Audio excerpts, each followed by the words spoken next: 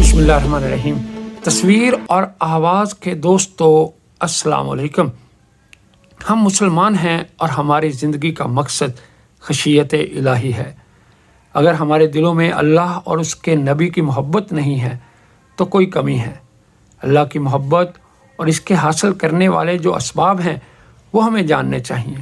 یاد رکھیں، اگر ہم اللہ کی محبت اپنے دلوں میں پیدا کریں گے تو ہی اللہ تعالی ہم سے محبت کرے گا۔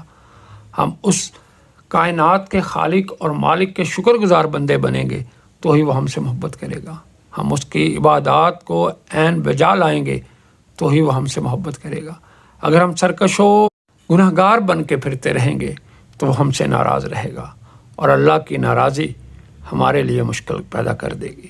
تو دوستو، اللہ کو راضی رکھیں، عبادات کریں، اسلام کے ساتھ جڑے رہیں، نیک کام کریں تاکہ آپ اور آپ کی نسلیں سنور سکیں۔ اپنے ارد گرد کے لوگوں کا بہت خیال رکھیے گا۔ اللہ حافظ۔